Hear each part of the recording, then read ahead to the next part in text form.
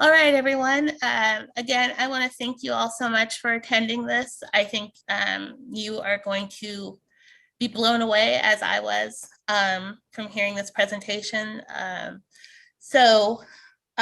know we are not all new to Zoom, so this is not new to anyone. Please, if you're not speaking, please mute. I'm also going to ask that we hold off from any conversations in the chat until we do questions and comments. I just want everyone to focus on the presentation. And sometimes when we start dropping in links and things like that, it takes away from the presentation. I have some thank yous. First, I'd like to thank President Inchinbadi. He is not here right now, but I just want to thank him for his support on this, as well as Provost Kilpatrick, who is here. So thank you so much for being here. And also Dr. Mindy Pugh for introducing me to the African Alumni Association. So thank you, Mindy. I really appreciate that. This event would not have been possible without the support of our advancement team and also marketing and communications. So a huge shout out to them as well. Okay, I am going to be honest with you all. I am not going to give this introduction justice. These two presenters could be a standalone presentation on their own. But in the interest of time, I'm going to do a compact introduction of these two, but please know that I'm not doing them justice. We spoke on the phone last night where they informed me that their plan was to do this presentation next year and that they would have liked 5 weeks to prep for it.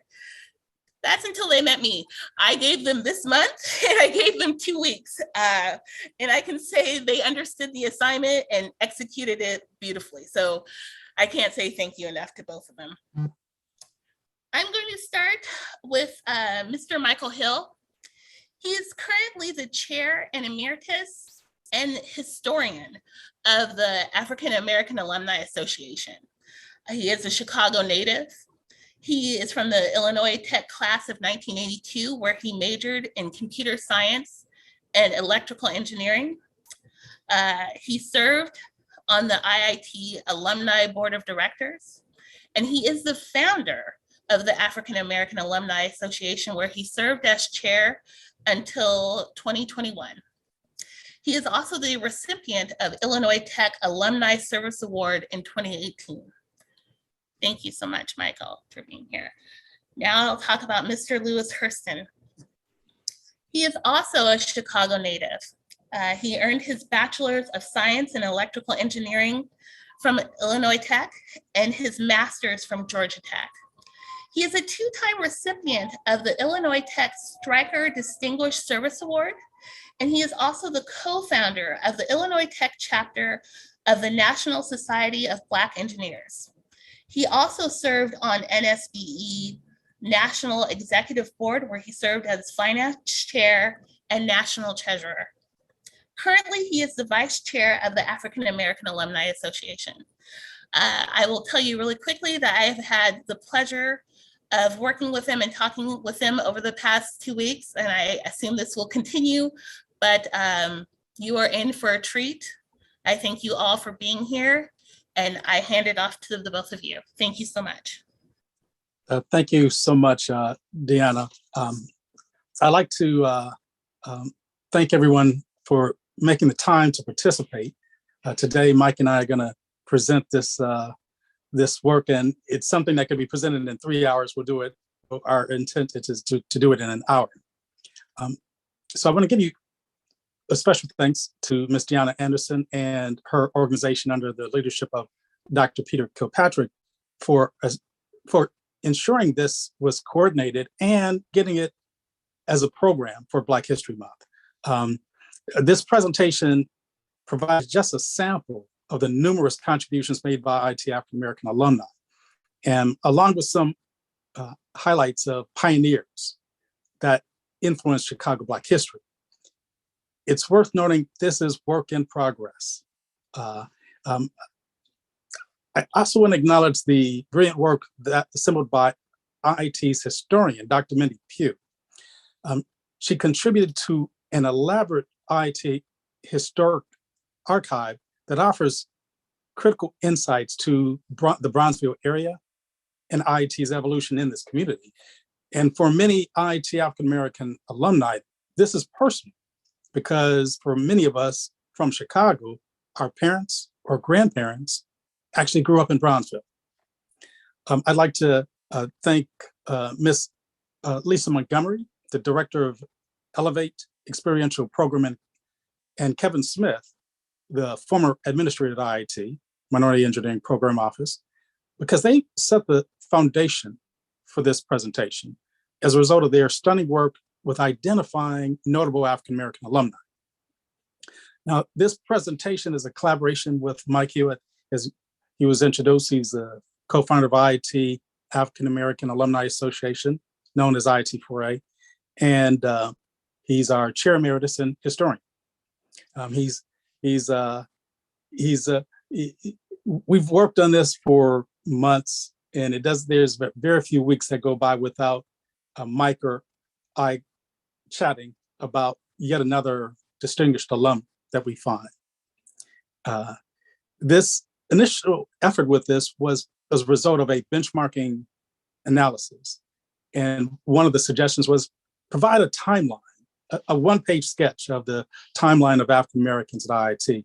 It's turned into more of a standalone presentation that you're about to experience. Before I get started, I would like to also share the vision of IIT4A. Our vision is to inspire community transformation and economic engines through alumni fellowship, change agency, and thought leadership. And we hope that this presentation offers the context of the thought leadership provided by African-American alumni over time. So without further ado, our presentation is named IIT African-American Alumni, Built by Black History. It's hosted by the IIT African-American Alumni Association, known as IIT4A. When we started this journey, we went back 100 years, but that wasn't enough. So we went back 200 years, but that wasn't enough. We discovered in order to provide the proper context of Chicago Black history, we had to go back 300 years. I will be presenting today's talk. At the end, we'll have a Q&A session, and our historian, our IIT4A historian, Michael Hill, will join me in answering your questions.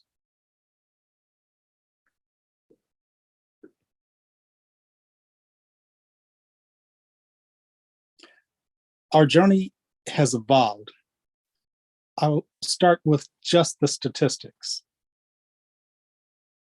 For Chicago, the state of Illinois, and the United States, demographics of Blacks. In 1750, there were no Blacks in Chicago. However, the state of Illinois was 21.9% Black. United States was 21.1% Black. By 2020, 29.6% of Chicago was Black, 14.2% to 6% of the state of Illinois, and 14.1% of the United States. And now we'll proceed with some key milestones. 1720, the first Africans arrived in the state of Illinois. Crispus Attucks, a Black man, is the first death of the American Revolution, March 5th, 1770. The Declaration of Independence promises liberty for all, but fails to end slavery on the 4th of July, 1776. Jean-Baptiste Point de Sable becomes the first permanent non-Indigenous settler in Chicago in 1790. In 1793, the Fugitive Act perpetuates slave ownership by simply defining the rules of engagement. United Kingdom ends slavery in 1833, but it takes United States till the 13th Amendment is passed on January 31st, 1865. Just weeks later, US President Abraham Lincoln is assassinated on April 15th, 1865. Elijah McCoy, a Black inventor with 57 US patents, struggles to get a job as an engineer. Ida Platt, Kent School of Law, class of 1894, is the first African-American woman to pass the bar in Illinois. Charles Warner Pierce is the first Army Institute Black grad and the first US Black chemical engineer. However, he is unable to get a job. Riots are ignited in 25 US cities to become known as the Red Summer of 1919. This included the Tulsa bombing and the Chicago riots of 1919. Neil Ferdinand Simeon is admitted to Armour Institute, ending a 30-year stretch with no Blacks at IIT's Armour Institute. When he graduates in 1938, he is unable to get a job as an engineer. 1941, Susan Corbett graduates as the first IT African-American female from the Lewis College.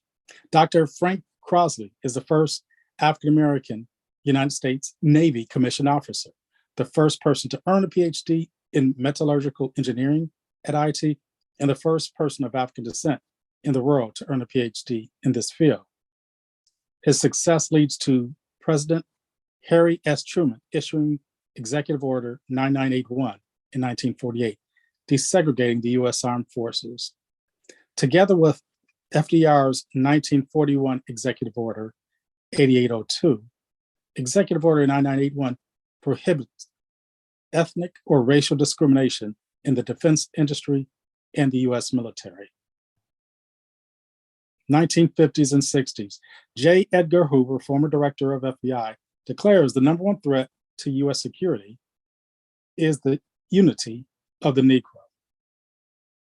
2 decades of assassinations of African-American leaders culminate in the 1968 riots when Dr. Martin Luther King was assassinated, just years after US President John F. Kennedy and US presidential candidate Robert Kennedy were assassinated.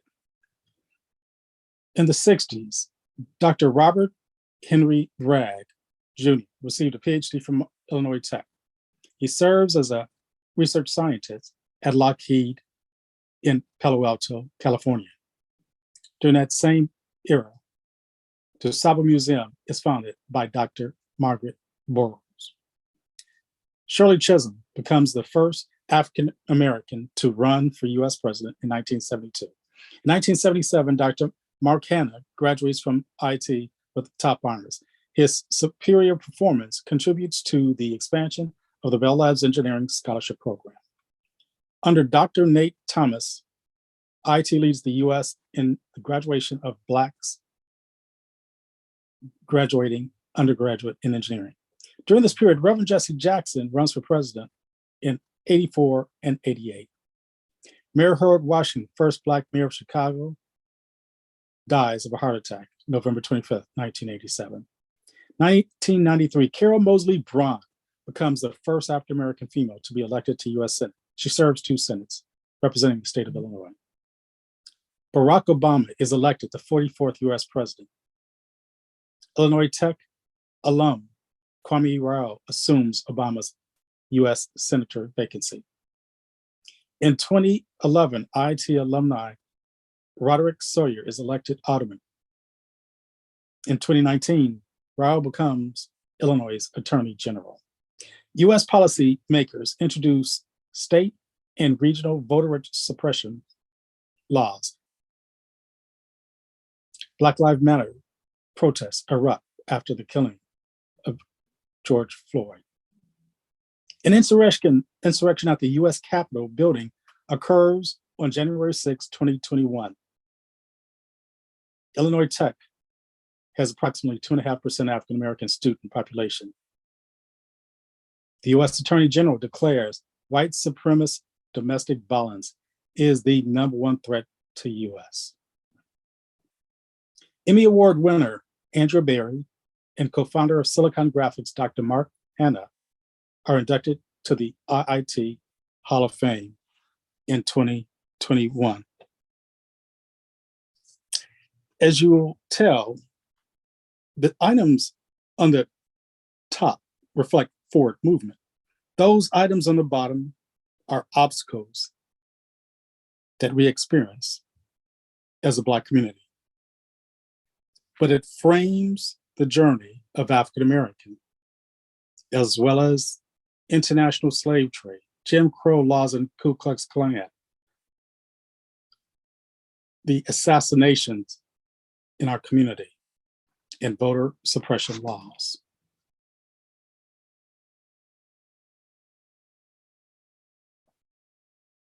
Not all heroes wear a cape. In this next section, I'll present pioneers who influenced Chicago history, Chicago Black history. I'll start with Jean-Baptiste Point de Sable. He becomes the first permanent non-indigenous settler in Chicago. Sojourner Truth was an abolitionist and women's rights activist. Her efforts influenced Chicago abolitionists John Jones and Mary Jane Richardson Jones, who were abolitionists and entrepreneurs based in Chicago. Their impact will be seen later in this talk. Frederick Douglass, orator, writer, statesman, who became a national leader of the abolitionist movement in the Northeast. Booker T. Washington, educator, author, orator, and advisor to several presidents, a key proponent of African American businesses. These two men provided debates, the basis for debates. Some people viewed Booker T. Washington as the person who led the African American community after the death of Frederick Douglass. I.W. Wells, in the 1890s, Wells placed a public spotlight on lynchings in the United States in articles through a publication called Southern Horrors. Ida Platt was admitted to the Illinois Bar, IT alum of the Kent School of Law in 1894, becoming the first African American woman lawyer in the state and the third in the United States. She actually opened her own law office downtown Chicago. She also contributed to the evolution of the Cook County Bar Association. Elizabeth Lindsay Davis was an African American teacher and activist. She was responsible for forming the Phyllis Wheatley Women's Club in Chicago in 1900. The Phyllis Wheatley clubs were involved in community and personal improvement. Many of the clubs were involved with desegregation and voting rights efforts. You may have heard about the Phyllis Wheatley Club in Chicago. They were just in the past few months, there was discussions about tearing down this historic building on 5128 South Michigan. Charles Pierce. In 1901, this Illinois Tech grad is the first African American from Armour Institute to graduate. And he's recognized as the first African American to attain a chemical engineering degree in the United States. Robert Abbott was an American lawyer, newspaper publisher, editor. He founded the Chicago Defender after he couldn't get a job as an attorney. This grew to be the highest circulation of any Black-owned newspaper in the country and had a constructive impact on many of the people to follow. Susan Corbin is the first Black female to graduate from the Lewis College during a similar period, the same period of the merging with IT. W.E. Du Bois was the first Black man to receive a PhD from Harvard University. He was one of the founders of the NAACP and a leader of Forefront, the movement for Black civil rights in the United States. Bessie Coleman, she was the first African-American woman and first Native American to hold a pilot license. It should be noted that she raised money through advertising via the Chicago Defender and raising money from this next guy, Jesse Benga, prominent American businessman who founded the first privately owned African-American bank in Chicago in 1908. He financed Bronzeville businesses along 35th Street. His base was 35th and State Street. Oscar Stanton DePriest. In 1929, Oscar DePriest was the first African-American elected to Congress in the 20th century, ending a 28-year absence of Black representation. He represented Chicago's 1st District. Dr. Daniel Hale Williams was an American general surgeon who founded Providence Hospital in 1891 and 1893, performed the first successful heart surgery to repair a wound. This one is extraordinary in a couple of ways. One, the couple above his photo, John and Mary Jones, were abolitionists and entrepreneurs that financed not only Dr. Williams' medical degree, they financed Providence Hospital. This is personal to me since I was actually born in Providence Hospital. Ada S. McKinley. She established the Soldiers and Sailors Club in 1919 to attend to the needs of African Americans returning from World War I, located nearby IIT's campus. Neil Ferdinand Simeon. As the IIT lightweight heavyweight champion, he competed in the Golden Gloves. He received a Bachelor's of Science degree in Mechanical Engineering from IIT and was elected to Pi Tau Sigma Mechanical Engineering Honor Society. If his name sounds familiar, it's because Simeon High School on the south side of Chicago is named after him. Gwendolyn Brooks, prolific poet, over 75 poems, her early work published in The Defender, Pulitzer Prize winner as well. Otis Boykin attended IIT, didn't graduate, but he had 25 plus patents. He is the inventor of the wire precision resistor. John Mutasamy was an American architect, the first African-American architect to design a high-rise building in Chicago. In 1973, he designed the South Loop downtown Chicago headquarters for Johnson Publishing Company, located at 820 South Michigan.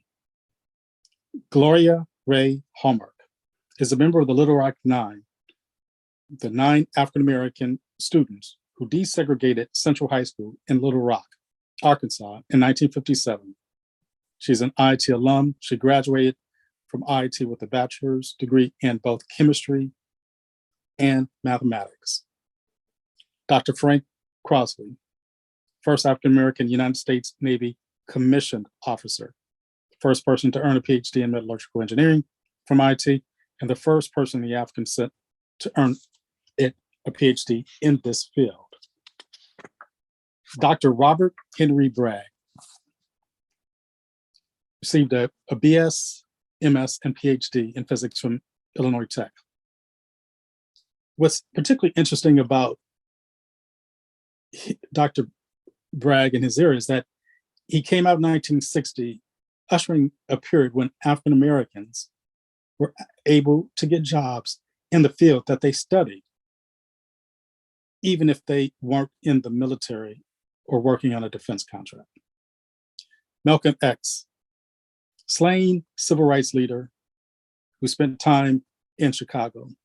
His time in Chicago in great part because of the Nation of Islam, which he was a member. Dr. Martin Luther King Jr., civil rights leader, whose efforts included the 1966 March in Chicago. These two gentlemen reflect another example of African Americans inspiring different debates in society.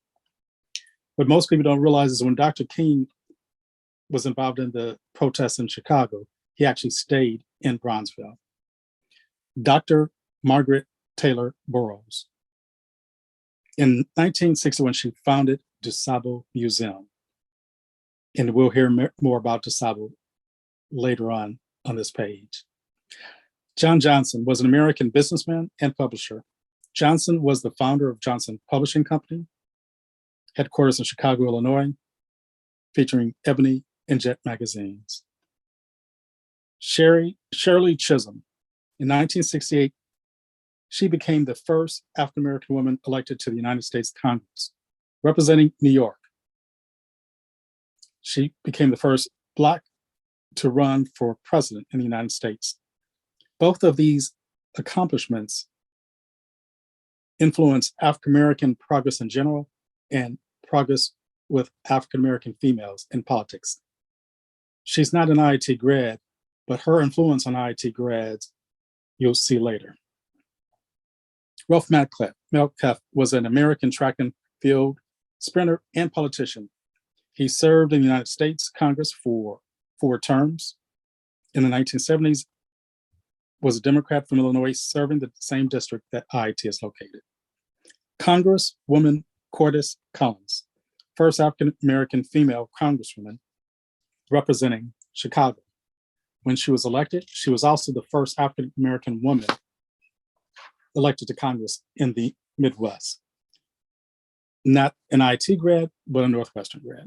Wendell Campbell, 1961 graduate in the architect school, former founder of National Organization of Minority Architects. The buildings he's designed include the DuSable Museum, the McCormick Place Extension, and the Bronzeville Military Academy. Wendell Campbell. Former Chicago Mayor Harold Washington, first African-American elected to mayor of Chicago. Dr. Milton Gordon, the California State University Board of Trustees renamed the Cal State University Hall as a Milton A. Gordon Hall in recognition of 21 years legacy and the 5th president of the school. He had received a doctorate in mathematics at the Illinois Institute of Technology.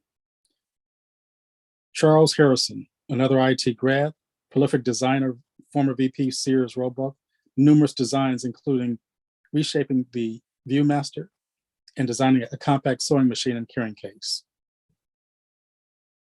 Arlington Carter, doubly class of 61, was a decorated engineer from Boeing, where he was named the first African-American vice president. If he looks familiar, it may be because you may have seen him in an IIT publication highlighting his $3 million contribution to IIT. Caldwell Durham is one of the oldest IIT alum alive. He just turned 100 a few months ago. Received a BSCE class of 51 and a recipient of the IIT Golden Society Medal as a result of graduating from IIT over 50 years before. Silas Parnell. Silas is known as one of the pioneers in developing the pre-college path to college. He is viewed as someone who influenced some 70,000 African-American students, and some viewed him as a mentor for Dr. Nate Thomas. Bill Payne. Bill is a retired IBM executive, class of 1963, and an IIT alum who participates actively with the IIT 4A today. Jeff Dowson, famous artist, PhD in African and African-American art history, IT alum. He had a focus on visual art, whose work helped define the Black art movement in the 60s and 70s. He, along with the next IT grad, were co-founders of AfriCobra, the African Commune of Bad Relevant Artists. Barbara Jones Hoga. She's got a bachelor's from Howard University, bachelor's in fine arts from the School of Art Institute in Chicago, and master's in fine art from IIT. She was best known for her work with the Organization of Black American Culture, OBAC, and as I said earlier, a co-founder of AfriCobra, along with fellow IT grad Jeff Donaldson. Willie Taylor is co-founder and former VP of operations at Sony Craft. Sony Craft in the 70s and 80s was one of the largest African American technology firms. They created jobs for IT students during the summer, interns, and full employment for IT alum. Jack Hampton, 1968 architect graduate with a proficiency with stained glasses. He was a Montgomery Ward executive. His contribution in stained glass can be seen throughout Western Europe, in Switzerland, France, and the United Kingdom. Dr. John Watson has been recognized for his work as a research scientist as well as educator.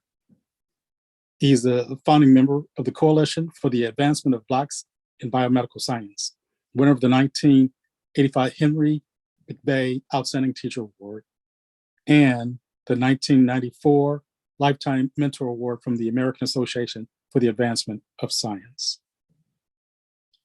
Dr. George Langford earned his PhD in 1971 in cell biology from IIT under William Dangford. He's a professor of biology, dean emeritus of the College of Arts and Sciences, and distinguished professor of neuroscience at Syracuse University. Lester McKeeser, 1971, Kent School of Law, accountant, partner at Washington and Pittman, former IIT trustee. Bob Ingram, retired executive from AT&T Bell Labs, served as one of the top-ranked African-Americans in the AT&T Information Systems Organization. Reverend Jesse Lewis Jackson, 1984-1988 US presidential candidate, who actually paved the way for Barack Obama.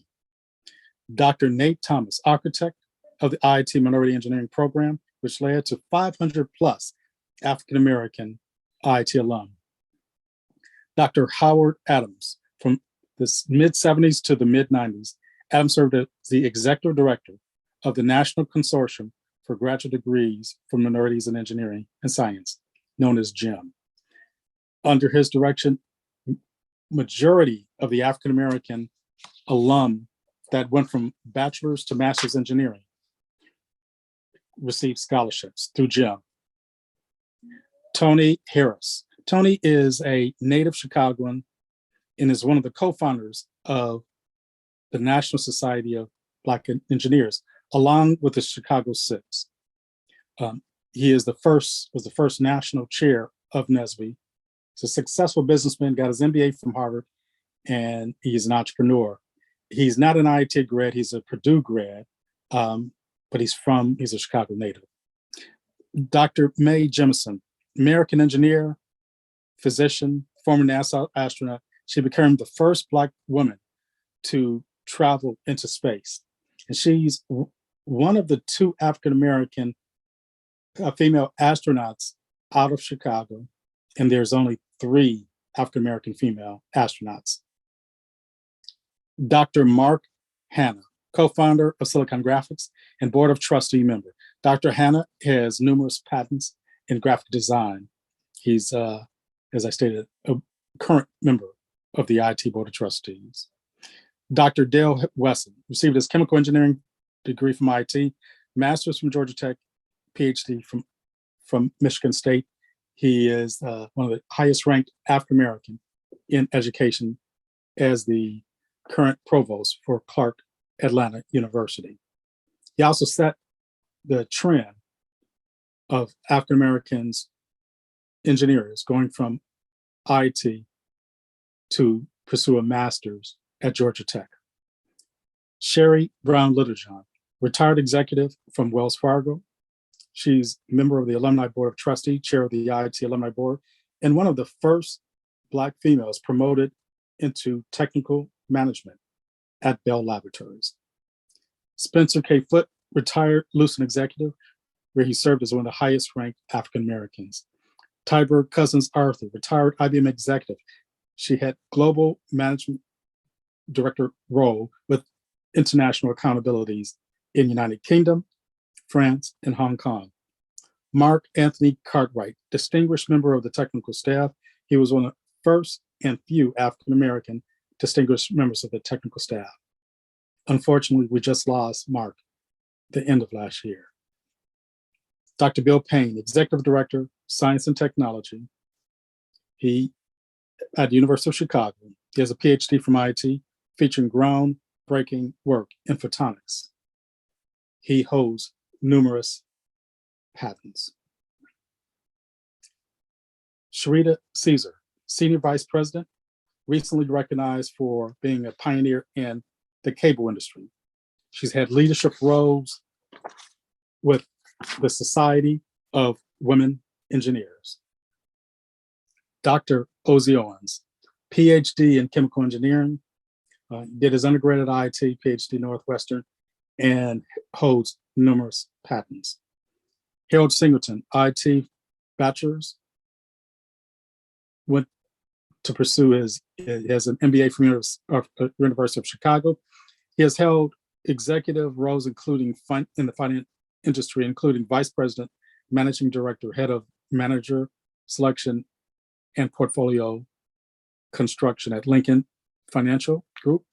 He serves as the board of directors for the Wisdom Tree Investment Inc. Attorney Phyllis Turner Grimm. She's the deputy chief counsel, chief of intellectual property at Hewlett Packard. She received her undergrad degree from IIT. Donzel Starks, founder of Inner City Entertainment. You may not be familiar with it, but they at one point controlled 20% of the seats in the movie theaters in Chicago. Kwaku Fleming, Stanford engineer, got his degree in architecture from IIT, and then went on to MIT for Sloan Management. You may not have ever seen this guy because for decades he's been in Africa, focusing on the transformation of African businesses. His influence has been felt in sub-Saharan Africa, primarily Ghana and Nigeria. He was recently recognized as one of the first 10 Americans to receive dual citizenship between Ghana and the United States. Oprah Winfrey, the first African-American billionaire. She was instrumental in the election of Barack Obama. It's the first presidential candidate she actually endorsed. Former Senator Carol Moseley Braun. 1993, Carol Moseley Braun became the first African-American female to be elected to the US Senate. She served 2 terms. Barack Obama, elected 44th US president in 2008 after serving in Senate. When he became president, our own IT alum, Kwame Raoul, Kent School of Law, assumed Obama's US Senator vacancy. In 2019, Raoul became Illinois Attorney General. Mayor Lori Lightfoot, the first African-American female mayor of Chicago, and the third after Harold Washington and Eugene Sawyer. She's been a leader in the LGBT movement in Chicago. Alderman Roderick Sawyer, native from Chicago and alumnus of the IIT Kent School of Law. In 2001, he was elected alderman. Andrea Jenkins Berry, Illinois Tech grad, Board of Trustees, member, MIT Sloan. She's a former executive with Fox Sports, where she was recipient of numerous Emmys for her contributions in the media. Andrew Johnson served as the managing director of Neuberger Bergman. If he looks familiar, it may be because you may have seen him on CNN, providing thought leadership on the direction of the United States economy. Dr. Loretta A. Moore, MS and PhD in CS from IIT, professor and former department chair of the Jackson State University Computer Science Department. Mitchell Davis, appointed chair of the Illinois Chief of Police and first African-American Illinois Chief of Police. Dr. Makita Faye,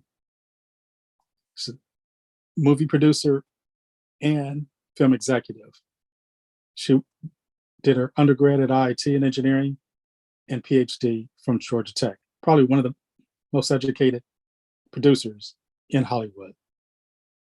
Virgil Abloh received a master's from IIT Fine Arts in architecture. He was the artistic director for Louis Vuitton, where he passed, and unfortunately passed away recently. His work is featured in the Museum of Contemporary Art in Chicago. Perry Irma, CEO of the Sabo Museum, IT architect grad, and law degree from University of Chicago Law School. This mural reflects pioneers from that influenced Chicago Black history, that influenced Black history. The impact of IIT African American alumni on Black history can be seen by these individuals who are the IIT grads. The IIT alum, should I say. I'm tired of marching for something that should have been mine at birth. Dr. Martin Luther King Jr., Chicago, summer 1966 protest against housing discrimination. We are tired of marching for our civil and human rights and too tired to stop. Leonard Pitts Jr., Pulitzer Prize recipient, journalist and author.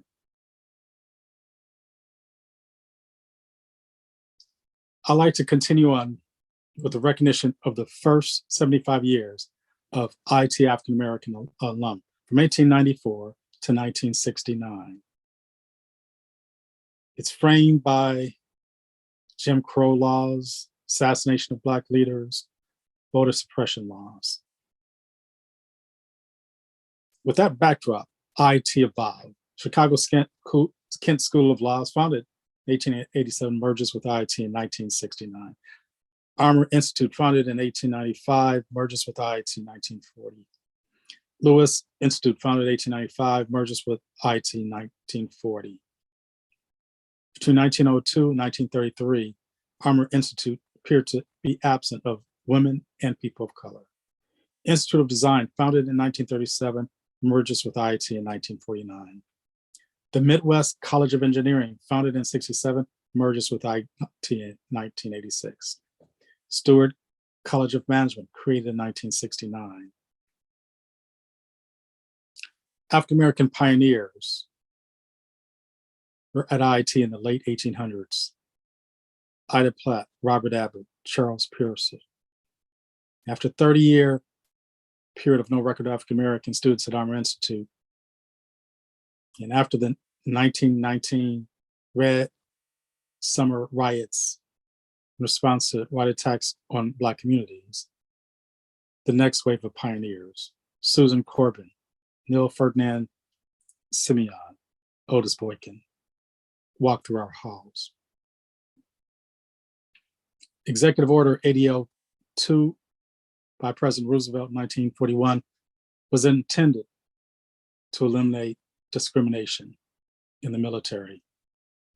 Dr. Frank Crossley was a beneficiary, and his great accomplishments influenced the Executive Order 9841 under Truman in 1948.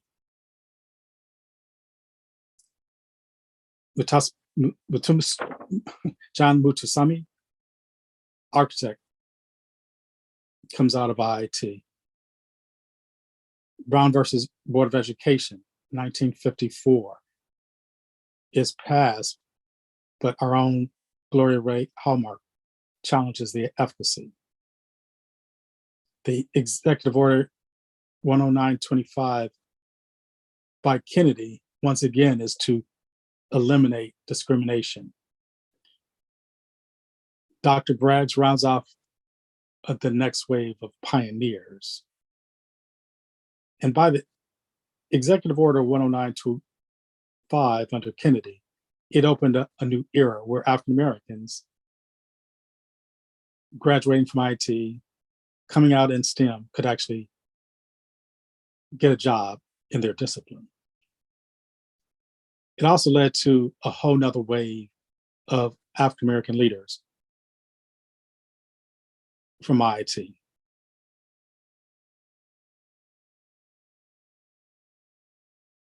And this is simply a sample of the 500 plus illustrations of Black impact by IIT African American alum. I take you now to a journey of the next 50 years of African American alum from 1970 to 2020. Before this period, we had the 1968 riots in response to the numerous assassinations of Black leaders, including Dr. King. Police brutality in killing of unarmed African Americans. We had voter suppression.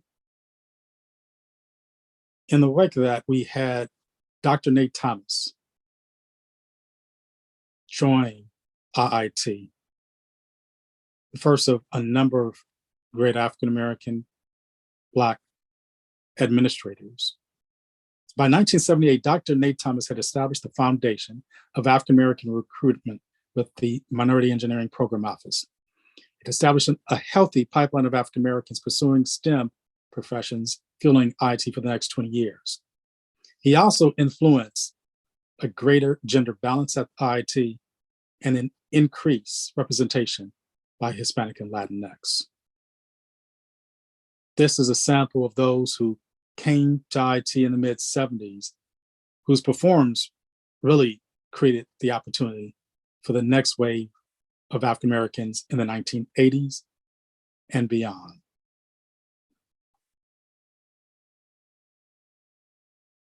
IIT's full-time student population was 13.2% Black in 1980.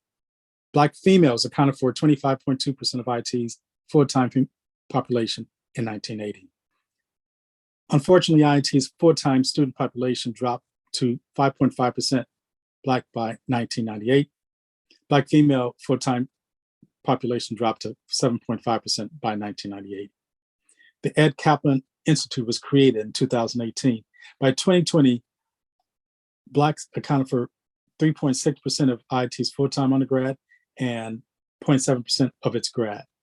In 2020, Blacks accounted for 4.7% of IIT's bachelor's in engineering, 1.9% of IIT's master's in engineering degrees, and 0% of IIT's PhDs. That era ended with the 2020 Black Lives Matter's response to the George Floyd killing. And once again, a sample of the 500 plus illustrations of Black impact at IIT. We have a responsibility to ensure the current and next generations have better opportunities than we had. Lester McCarroll Jr., Chair, IIT African American Alumni Association. There are a number of people who have sacrificed for us to have what we have. We must acknowledge the debt that we owe those who came before us and pay that debt forward. Michael E. Hill, co-founder, Chair Emeritus, and historian of IIT African American Alumni Association. This report was assembled with a commitment to replace the urban youth pipeline to prison with a pipeline to college. This is a picture of the Little Rock, Arkansas 9, featuring our own Gloria Ray Hallmark.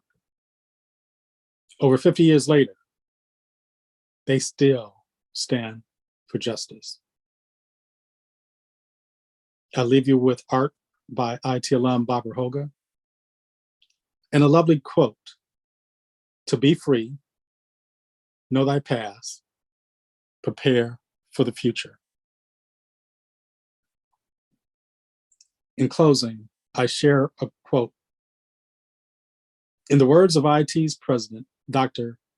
Raj Ashambati, the right purpose, the right timing, the right city, the right legacy. I think this incredible vision by Dr. Ashambati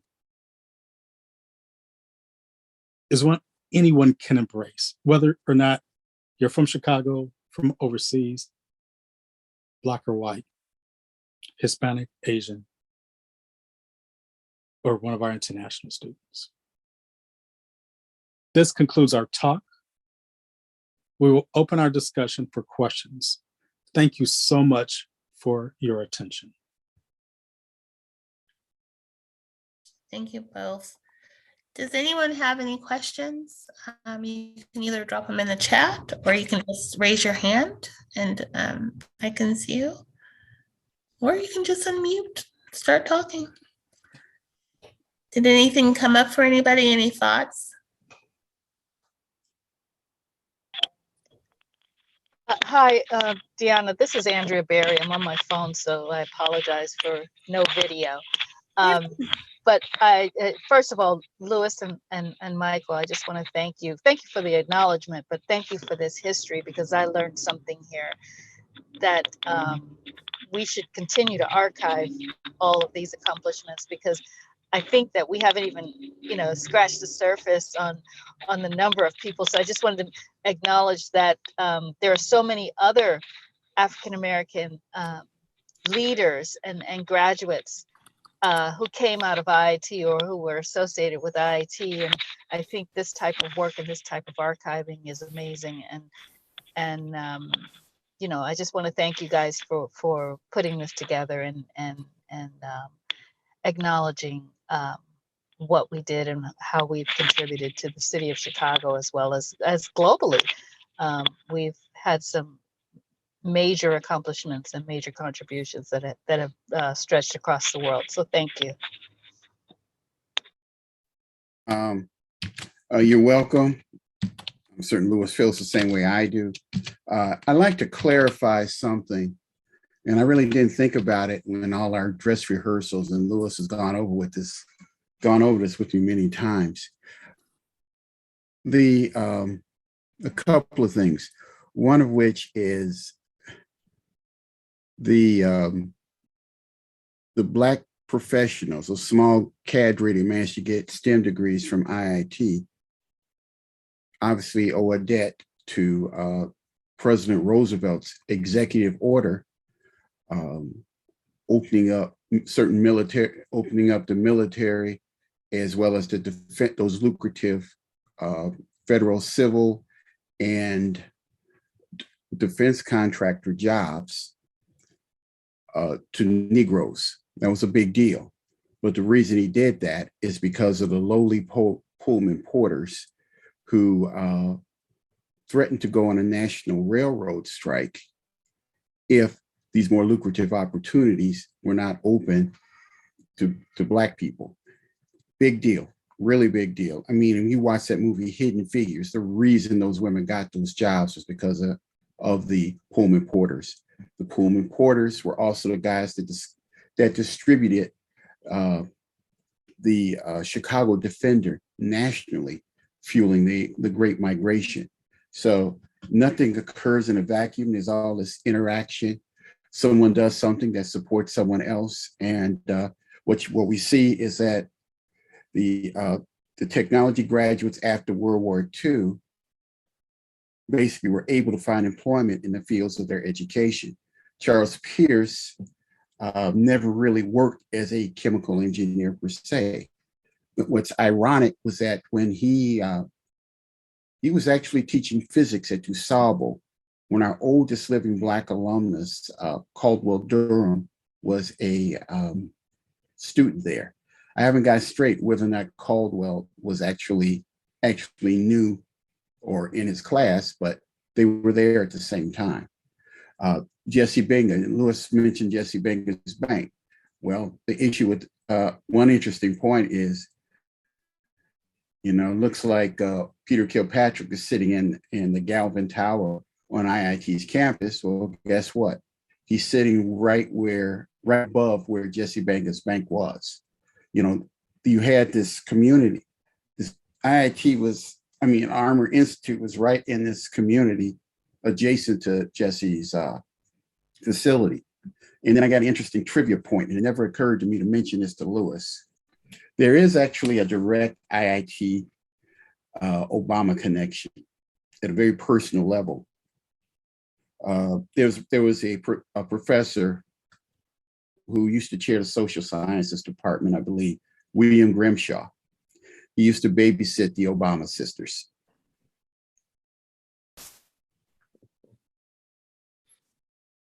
And the rest of you, this is an open discussion, so if you guys got any comments or anything like that, you feel free to unmute. Well, Lewis. Please go ahead. Yeah, Lewis and Michael, I just want to thank you from the bottom of my heart. This is a perfect presentation for Black History Month, and especially for us here at IIT. Just a phenomenal amount of research, well rehearsed, well presented, tremendously uplifting. I saw Sherry's comment, how uplifting for our entire community to be able to share in this event today. So I just want to thank you. I'm really glad we're recording it because I know many people who would enjoy watching the recording, and I'm going to send it out to them and encourage them to take a peek at it, because if they get half the enjoyment and satisfaction out of it that I did, they'll be incredibly uplifted. So I just want to thank you both. And Deanna, thank you for making this happen. This was a wonderful presentation. Thank you. Well, thank you, Peter, for your comments. And as was noted at the beginning, some of you may not have been on the call. This started as a result of us attempting to just in a one-page slide capture the timeline of African Americans at IIT. And you can imagine the complexity to do that. And so, Dr. Kilpatrick, the meetings we had with you over the last year, the generosity of your time and time of your staff really was a great impetus for their start. But as was noted by Ms. Anderson, our vision was this: when we evolve this, it'll be a great presentation for the 2023 Black History Month. So thank you for inspiring Deanna to have us deliver this a year in advance. She inspires herself. She really doesn't need any inspiration from me, but I'm really thankful that she pushed you to deliver it this February, because it was great. It was really wonderfully done. Thank you. Pleasure. Oh, I think I wanted to say hi, everybody. Hi, it's Perry Ermer. Thanks for using a good picture of me in your presentation. I appreciate that, Lewis. But that was just absolutely phenomenal. I'm sorry I was late to the meeting, but I arrived just at the right time to catch the tail end of this presentation, which was absolutely brilliant. What I'd like to propose or ask permission to do is to post a link to the presentation on the DuSable Museum website, because I think that could be, and by the way, you see in my background on my wall there is my IIT diploma from 1981. So I would love to do that, and I would love to have that linked on our website. And I'm enthusiastically supportive of this this could really be the first tangible piece of collaboration between the museum and IIT. But I'm also hoping that it is seen by a lot of other universities as well, and that I get contacted by UIC and Northwestern and U of C and everybody, Loyola and DePaul and everybody, to do the same thing that you guys have done here today. I think it's an amazing education in Black history, and to understand our so many unsung heroes, both as a university being unsung for the sheer number and impact of its Black alums, but also that other universities will jump in and step up to, you know, brag on their Black alums as well. So I want to thank you so much. And hey, Lester. Lester's got his hand up, so I jumped in front of mine. You know, I've never been much of a rule follower, so I apologize. But anyway, thank you guys so much. Thank you, Perry. Before Lester kicks in, I just want to make a comment that thank you for bringing your acknowledgement. And I wanted to share that Mike and I and Lester have talked about this presentation is for IIT African American alum. But if we were to have 2 hours, you would hear that so many of these people have links to schools like University of Chicago, North, as Dr. Payne signs on. I was going to mention that. Or Northwestern University, Purdue University, Georgia Tech, Stanford. So this is something that it's presented by IIT African American alum, but it is something that could be equally presented for an amazing delivery for other audience. So excuse me, Lester, for jumping in front of you, but Perry Ermer set the tone, so I had to jump in front of you too. Louis, we went to school together. It won't be the first time you jumped in front of me in line for something. But I thought this was an excellent presentation. And it was excellent in ways that, you know, of course, I would expect, given the presenters and given the subject matter. But there are a couple of things I wanted to comment on relative to the context and the gravity of what's been presented here today. Perry, I think, catches on correctly. As we continue to capture the history of the alumni at this school, it's right for the kind of digital archiving that we will continue to build. We'll continue to build with alumni, existing alumni, who ought to be prepared to tell their stories. We'll continue to build with current students who are building their own legacies. And then we'll prepare it so that it can be told to inspire future students, right? So that's the first piece. And the connection there is, as we build this archive, I want to make sure that we stay in lockstep with Perry at DuSable, because I believe that it's right to begin to tell the story around Blacks in STEM, Blacks in higher education, and the relationship between Blacks in higher education and their contributions to corporations, but also how societal trends and legislation impact the interrelationship between those things. I think is an important story to tell for people to know, and I think it will inspire future folks. And so I think I think what we have here is the core of a movement to tell this story on a broader scale. And I welcome the kind of collaboration with DuSable Museum that Perry suggested. And we've identified Michael Hill is the chair emeritus, but he's also the historian. The historian is a new office for Foray, and it was established to help spearhead the kind of archiving that Louis and Mike have begun. So I think we're off to a great start.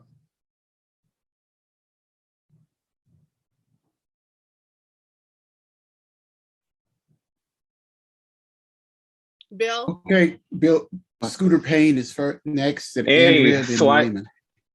All right, thank you. So I want to say, Michael, Louis, and Lester, great job. That's a great story. Thank you for the acknowledgement. And, appreciate that. But there are a lot of people that have been gone through IIT and impacting the world.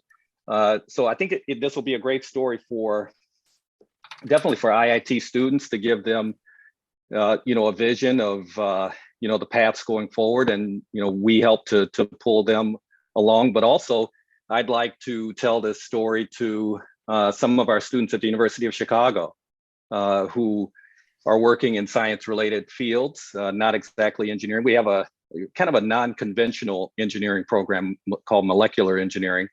And we have, a number of students in who need a vision as well, and need to see, history from right across the city.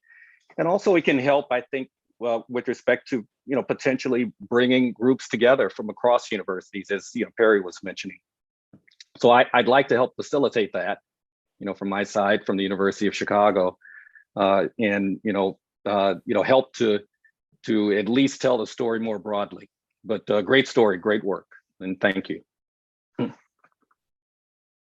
It also kind of cements our superiority as a city, right?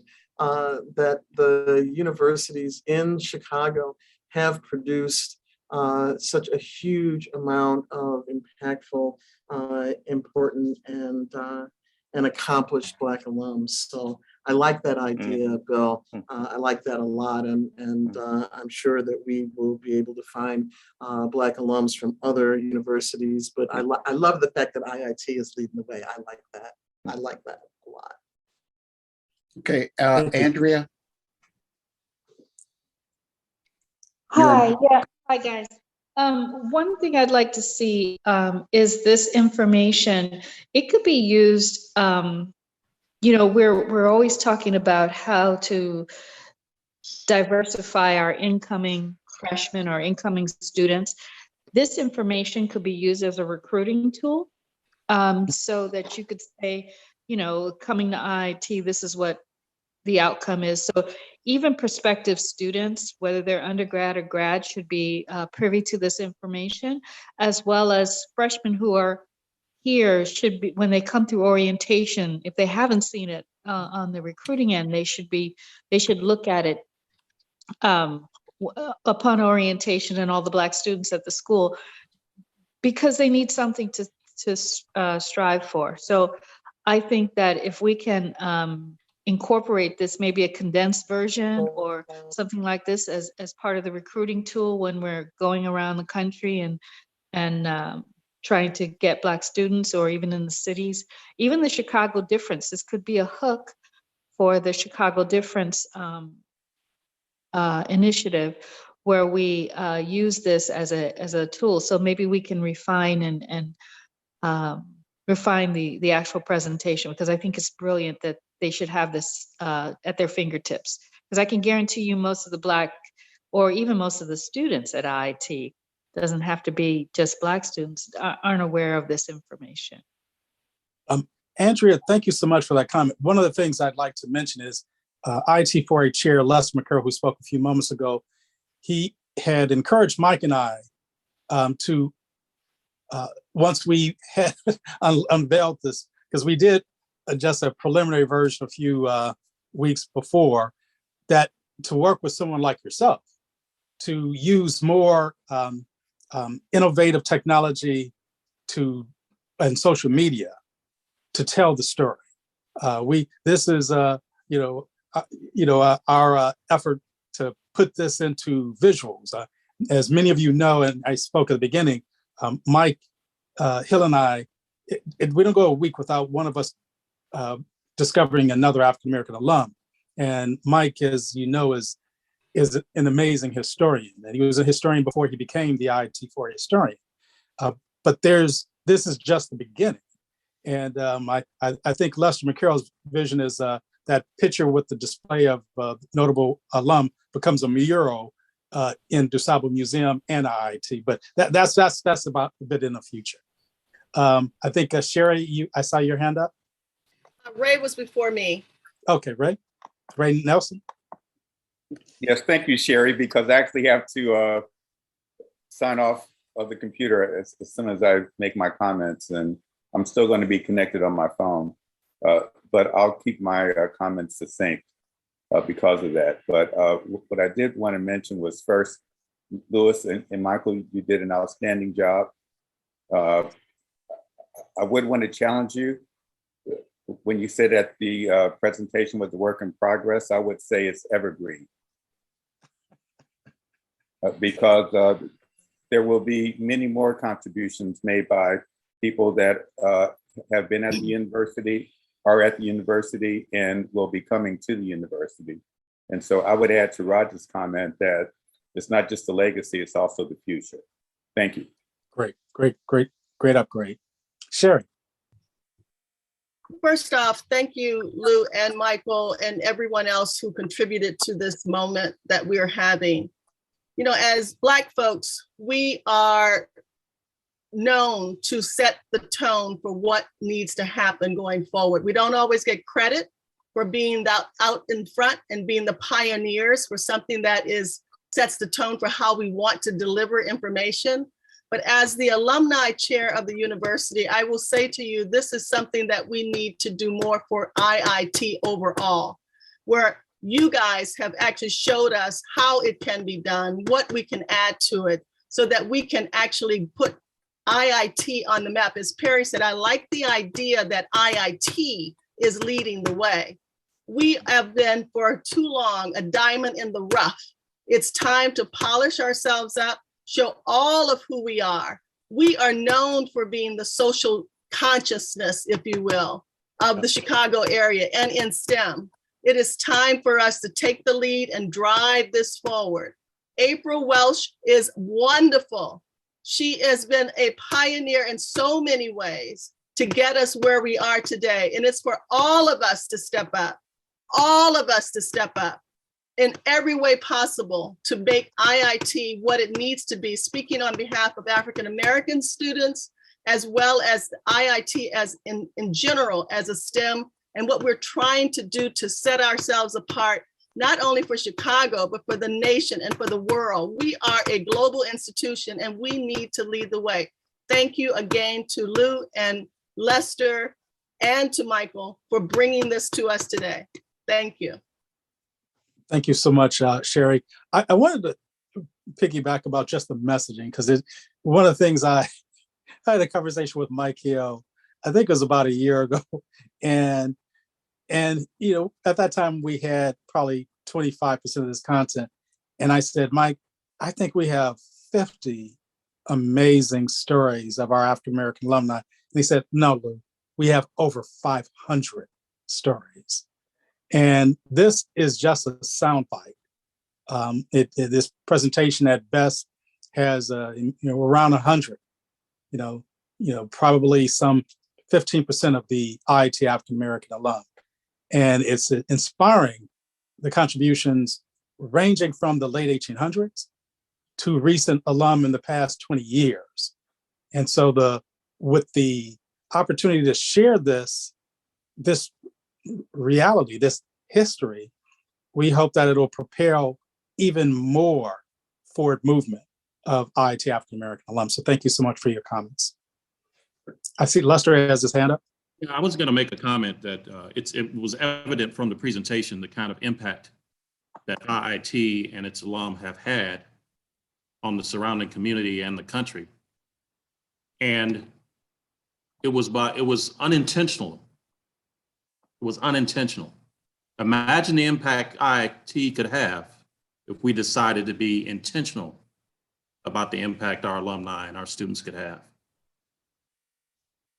Agreed. I'm going to have to, Lester, that's what I like having you as a successor. You take things to a whole nother level. And I'm actually very appreciative of the structure that you and Louis have given Foray. And, it's not in good hands, it's in fantastic hands. But to your point, we do have national contributions. I mean, the way I found some of these people, I knew IIT had about 4 people on the historymakers.org website. But I went to that website and I did a search. and it's more like 11. So, you know, I had no idea the Afro-Cobra art movement had come out of the Institute of Design in Dr. Donaldson, you know, and I think he's And Barbara Hogan, they co-founded. right. Well, you know, it's even like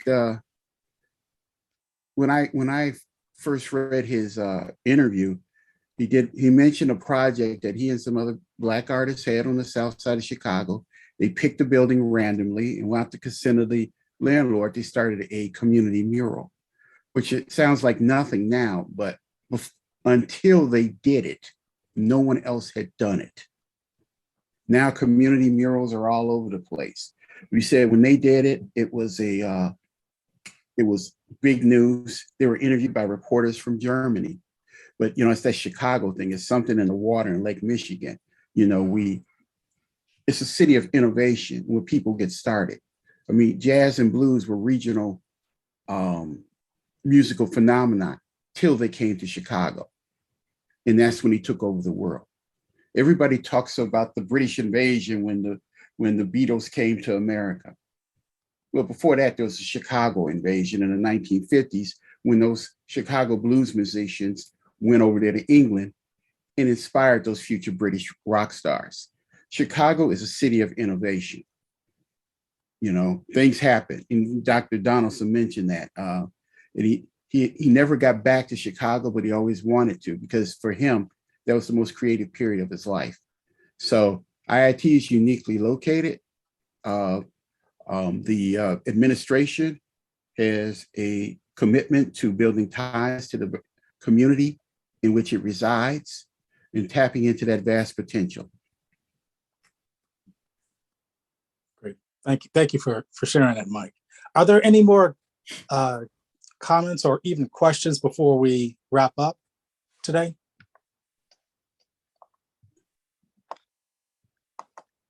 I did have an actual question. So I had a question about when during your time at IIT, what was the connection to the Bronzeville community like?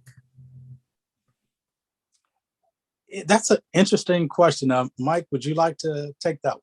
Because we have several people who are there in the 70s and 80s on this call. But now you see some of us from my generation are smiling. Historically, IIT in my lifetime has always been separate from the community. It's always been an island. And students were told that if they strayed out to that island, they did so at their own peril. There was a certain amount of truth to that. I mean, because we had Robert Taylor Homes right across the street from IIT, where you now have Starbucks. So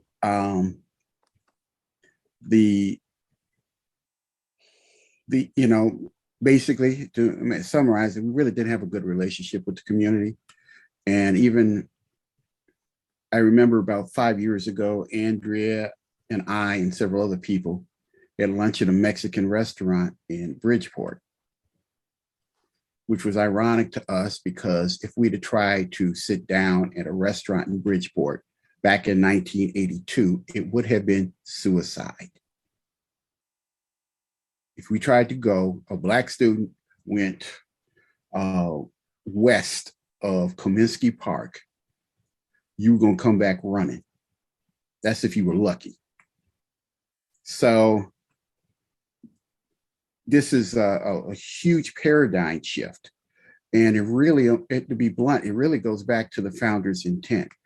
The Armour Institute was located where it was located deliberately by Frank Gonzalez and Philip Armour. It was a school where the working class was going to get a leg up. So it was right on the edge of things. You could draw from Bridgeport, you could draw from the Black neighborhood where the school was located. However, after Mr. Armour died, that very liberal viewpoint took on a more contemporary meaning, and it became an island. And that's why, between Charles Pierce and Neil Simeon, there were no Black graduates from Armour. And I don't think there were any women. I don't know when women came back, but I do recall, according to IIT historian Dr. Minky Pugh, Frank Gonzalez's daughters had to transfer out of IIT to the University of Chicago. So the reality is the school has in decades, it's never had a good relationship with its community. And moving forward, I think things will improve tremendously. So Mike, this is Arlene. I want to add some comments and give a little bit of background. I grew up in Bronzeville. I grew up about 3 blocks from IIT, right there on 33rd and Giles. Went to Douglas Elementary, which is on 32nd and Calumet, and then went to Dunbar, which is right there on 29th and King Drive. And you're correct, Michael, there was really no connection to the community. The programs that I was in, the schools that I went to, we really never saw a presence of anyone from IIT coming in to recruit from Dunbar, other than Nate Thomas when he came in 1974, 75 to recruit some of the students from Dunbar for the early ID program. No presence in the surrounding schools, Drake or Douglas or Mayo School, to tap those resources as well. And again, the community programs, no presence at all either. Can I say something before you speak, Andrea, real quick? Sure. Just for the benefit of the folks on the call, who you just heard from is Black IIT history. That was Arlene Love. She was our first Black homecoming queen at IIT. Hey, Arlene. Hey. So I just want to let you guys know that, and I'm building up my own engagement with this subject because I was asked to be the chair of the External Affairs Committee, which is managed by Jess Good's department from an administration standpoint. And Adrienne Irma, who is on the call,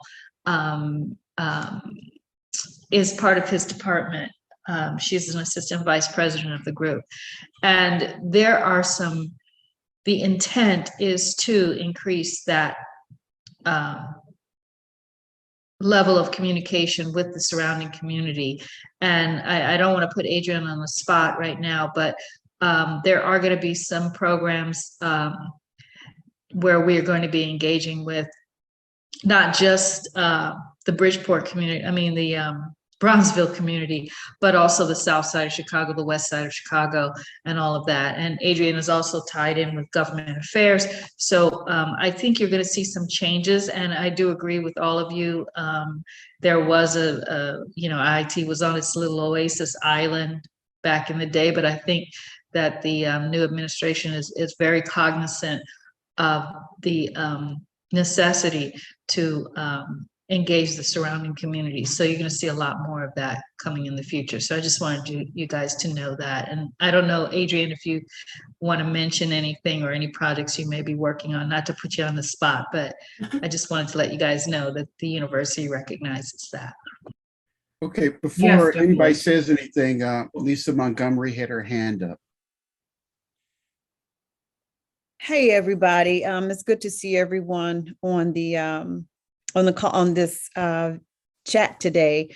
And I just want to say, in my 20 years at the university, we've done a lot, and I've seen a lot done in the Bronzeville community, but it's never publicized.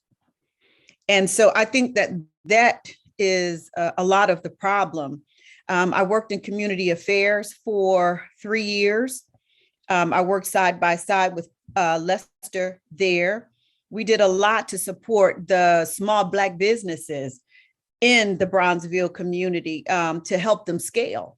So I want to tip my hat to Leroy Kennedy, who was an African-American vice president of community affairs that did a lot of work, but really wasn't able to elevate those accomplishments and those things that he was able to do in the community and on campus.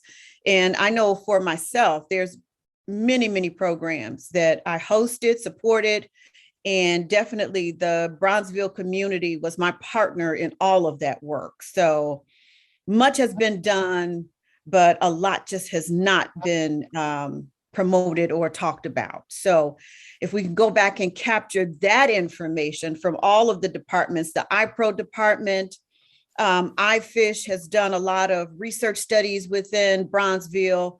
And it's just a lot that has happened around campus, but just have never been captured to really showcase how we work together. And a lot of great things have come out of that work as well. So a little bit more collaboration on just kind of putting that work together, I think is needed. So. And the marketing is definitely a push along with this. So that's why I wanted to have Adrienne have her voice. Well, I'd like to just make a comment before, because we have Adrienne and April has her hand up. Is Lisa, I'm so glad that you're on this call. I was busy delivering, so I don't know if you were on the call at the beginning when we acknowledged you and Kevin Smith for your work as a foundation for this presentation. Because we, under the leadership of Luster, as Mike Hill has handed over, one of the things that we believe is so important is we acknowledge the foundation of the work that we deliver, particularly when we feel like we make forward movement. But your work, Lisa, and the work Kevin Smith did, his archives that evolved by Dr. Pugh were such a wonderful foundation for the presentation. So thank you. Thank you. We had Adrienne was going to speak in April. Okay. Hey, everybody. Forgive the not being on camera. I'm actually operating off of a loaner laptop that probably hit the marketplace in 2004. So it doesn't come with a camera.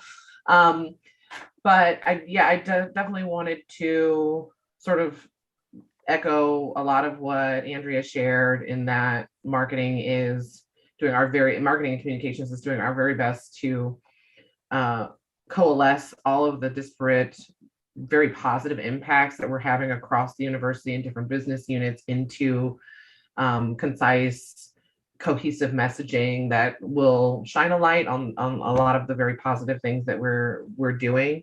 My counterpart, Elisa Bunton, on the community facing side, is very, very active as well in increasing our external engagement and the intentionality of our engagement with our neighbors in Bronzeville. There will be quite a bit of media chatter around a large university initiative, scholarship initiative. Many of you on this presentation are aware of the Chicago Difference campaign and Elevate. If I'm saying that correctly, Lisa might have to correct me on the newest iteration of that pitch. But yes, we are very clear in the dearth of students that look like us on campus, and this scholarship initiative is meant to provide the opportunities and take down barriers to college enrollment and college completion and career placement for students, high achieving students of color on the south and west sides of Chicago. So, lots of really cool things going on, and things that I think we can all be proud of collectively. And please, I'll put my email in the chat if there's anything that comes up that folks want to elevate to me, my attention. You can always reach out to me. April is amazing. Y'all already probably have her email address already, but feel free to tap me to if it's something that can give April a break from emails. Okay. Thank But you. yes, other than that, love the presentation and happy to be here. Mhm. Thank you, Adrian. Okay. April, you'll be Hey. the last one and then I'll wrap it up if that's okay. Actually, Sherry needs to say something first. 'cause she Okay, has I just want to go. be mindful of the time for everybody, but okay. So Sherry, and then Mhm. I'll wrap it up after. Dion, I have actually wrote what I wanted to say in the chat. I just want you guys to know, with Raj as our new president, he is bringing voice, he's bringing space for us to have these conversations and to reach out personally to the community. As I put in the chat, there was recently, even our trustees are talking about folks being welcomed on campus, coming to campus. One faith leader said, you know, I know this campus, I belong here. I know the president of this university, and he's been coming to my community. So it's happening now. And I just am so enriched and so excited about that. With that, give it back to you, Dion. Actually, that's exactly what I wanted to say, Sherry. So it's like tag team. I'm so excited for the time we're living in right now. All the work that 4A has put in. You guys are, I've talked to Michael Hill about this. You are a $1 billion brain trust and an unlimited source of inspiration. And you're like the best cover fire ever. And now that we've got Raj in, he's actually walking his walk. He's talking his talk. And we are really making progress. We've got Amazon coming to our campus next week, flying in from California we're working on guaranteed internships for our students and solidifying our partnerships with the community colleges that we had them in paper before, but we had nobody to work them. Now we're like holding people accountable and getting people on the job, making the calls, tracking everything. So I think that we've got a lot of really, for many years we had our metrics like, here's what we need to track, here's what we need to do. Now we're finally actually in a position to be able to do that. He's hiring new people. He's approved positions all over the place with diversity in the title. Finally, I've been here 15 years and we get somebody with diversity now. So I'm just thrilled about where we're at today. And our outreach is going far and wide with the virtual internship programs. We can reach everyone. So I'm just thrilled for where we are. And I'm so grateful to all of you for your kind words and your support and your hard work. Let's keep it up, man. Hey, Deanna, can I say something really quickly? Sure, go ahead. I just want to acknowledge Adrienne Irmer for her work in steering the city and state proclamations for Dr. Nate Thomas. It's a very important part of our history that's been acknowledged by the city and state. And Adrienne did a great job in getting those proclamations drafted and adopted by the legislatures. So thank you, Adrienne. Great point, Lester. My pleasure. Thank you. Hey, Deanna, before you close, just one thing I wanted to say. I had an opportunity to participate in our president, Dr. Raj Ashambady's first two presidential receptions, both in Santa Clara and San Francisco. I saw Sherry, first time probably in 20 years. And by the way, that was a great intro, Sherry. One of the things that I shared in the Santa Clara talk was IIT has done a great job of recruiting diversity from the Chicago area. African American in one period, Hispanic Latinx in another period. And IIT has been extraordinary at tapping into the international market. I believe our new president of IIT, Dr. Raj Ashamabady, has such a commitment to excellence and inclusion, because that's a powerful combination, excellence and inclusion, that he will deliver extraordinary results that will increase the pie while tapping into our diverse talent in the Chicago area, nationally and internationally. So I can't agree any more than the great words from Sherry and April. So thank you so much, Deanna. Thank you so much for having Mike and I, get this together for you. So thank you for getting it on the Black History Month agenda this month. Thank you so much. I know that you put a lot of time and effort into this. Both of you have just the conversations that we have is really elevated me and made me feel really proud. And I know when we get this video out, other people will see it and hopefully feel the same that all of us did, that little boost. So thank you, thank you, thank you. I just wanted to let everyone know that I have a few affinity groups that if you wanted to be a part of, I have the Black Women at IIT. You can always email everything about that. I have, we're starting Women of Color group as well. We have People of Color. We have an LGBTQIA group as well. And I think we're starting a few more. I also do the monthly DEI talks, and we are also doing our book talk. We just started the DEI book club.